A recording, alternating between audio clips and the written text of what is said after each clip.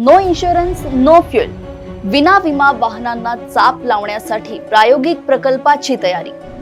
Petrol पंपावरच होणार विम्याची पडताळणी, वैध इन्शुरन्स असेल तरच मिळणार इंधन। नव्या चारचाकी आणि दुचाकींच्या विम्याच्या कालावधीत 1 वर्षांची वाढ।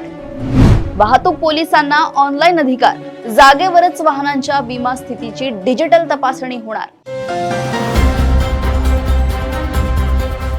देशात विना विमा फिरणाऱ्या कोट्यवधी वाहनांमुळे निर्माण होणाऱ्या धोक्यांची गंभीर दखल घेत सर्वोच्च न्यायालयाने एक अतिशय कडक आणि ऐतिहासिक पाऊल उचललंय।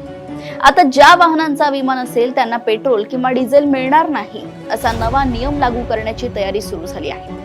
या निर्णयाची पार्श्वभूमी, दंडाची तरतूद आणि वाहन धारकांवर होणारा परिणाम नक्की काय आहे हे आता आपण अगदी सविस्तर समजून घेऊ। देशभरात विना विमा धावणाऱ्या कोट्यवधी वाहनांना आळा घालण्यासाठी सर्वोच्च न्यायालयाने एक अत्यंत कठोर पाऊल उचललंय। ज्या वाहनांकडे वैध थर्ड पार्टी विमा उपलब्ध नसेल त्यांना पेट्रोल पंपावर इंधन न देण्याबाबतचा प्रायोगिक प्रकल्प तयार करण्याचे स्पष्ट निर्देश सर्वोच्च न्यायालयाने केंद्र सरकारला दिले आहेत। न्यायमूर्ती संजय करोल आणि न्यायमूर्ती प्रशांत कुमार मिश्रा यांच्या खंडपीठाने भारतीय विमा नियामक आणि विकास प्राधिकरणाला तसेच केंद्रीय रस्ते वाहतूक व महामार्ग मंत्रालयाला या संदर्भात तातडीने संयुक्त आराखडा तयार करण्यास सांगितलंय। विशेष म्हणजे पेट्रोलियम आणि नैसर्गिक वायू मंत्रालयाने देखील या प्रस्तावाला तत्वतः संमती दर्शवली आहे। वित्तविषयक संसदीय स्थायी समितीच्या 2024-25 च्या अहवालाचा दाखला देत सर्वोच्च न्यायालयाने देशातील परिस्थितीवर चिंता व्यक्त केली। सध्या संपूर्ण भारतात नोंदणीकृत असलेल्या 30 कोटी 48 लाख वाहनांपैकी तब्बल 16 कोटी 54 लाख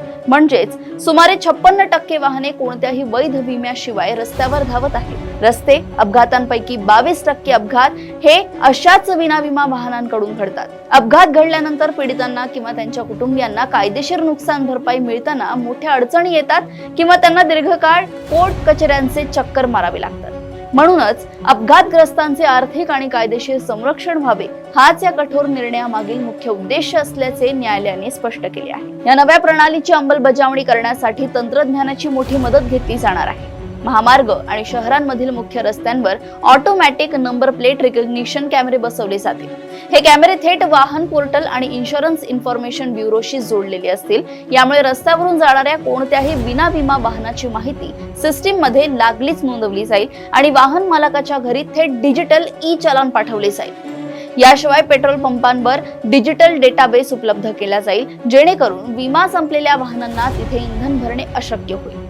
वाहतूक पोलिसांनाही ऑनलाईन पडताळणीसाठी विशेष ॲप्स आणि उपकरणांची सुविधा दिली जाणार आहे। मोटार वाहन कायदा 1988 च्या कलम 146 अंतर्गत वैध विम्याशिवाय गाडी चालवणे हा गंभीर आणि दंडनीय गुन्हा मानला जातो। या नियमाचे उल्लंघन करणाऱ्यांवर कलम 196 नुसार कडक कारवाईची तरतूद आहे। पहिल्यांदा दोषी आढळल्यास 3 महिन्यांपर्यंत कारावास, 2000 रुपये दंड किंवा दोन्ही शिक्षा होऊ शकतात, तर पुन्हा तीच चूक केल्यास 3 महिन्यांचा तुरुंगवास आणि 4000 पर्यंतचा दंड आकारला जाऊ शकतो। याशिवाय अपघात घडल्यास होणारा सर्व आर्थिक भार थेट वाहन मालकावरच येतो। त्यामुळे कायदेशीर सुरक्षेसाठी विमा अत्यंत आवश्यक आहे। याच पार्श्वभूमीवर सर्वोच्च न्यायालयाने नव्या वाहनांच्या अनिवार्य विमाच्या कालावधीतही वाढ करण्याचे ऐतिहासिक आदेश जारी केले आहेत। यापूर्वी 2018 मधील नियमानुसार नव्या चारचाकींसाठी 3 वर्षे आणि दुचाकींसाठी 5 वर्षांचा थर्ड पार्टी विमा अनिवार्य होता। मात्र तरीही विनाविमा वाहनांचे प्रमाण घटले नसल्याने खंडपीठाने हा कालावधी 1 वर्षाने वाढवलाय। त्यानुसार आता नव्या चारचाकी वाहनांसाठी 4 वर्षे आणि नव्या दुचाकींसाठी 6 वर्षांचा थर्ड पार्टी विमा घेणे बंधनकारक करण्यात आले। IRDAI यासंबंधीची आवश्यक मार्गदर्शक तत्वे तत्काळ जारी करण्याचे निर्देश देण्यात आले आहेत। जर आपल्या वाहनाचा विमा संपला असेल किंवा नूतनीकरण करायचे बाकी असेल तर कोणताही विलंब न करता आजच तो त्वरित अपडेट करून घ्या। यामुळे तुम्ही केवळ होणाऱ्या मोठ्या दंडापासून आणि कायदेशीर अडचणींपासूनच वाचणार नाही, तर रस्त्यावरील स्वतःच्या आणि इतरांच्या सुरक्षेलाही हातभार लावू शकाल। अशाच घडामोडी व अपडेट्स मी ऐश्वर्या आपल्यापर्यंत घेऊन येत राहील। तोपर्यंत बघत राहा देशोन्नती। नमस्कार।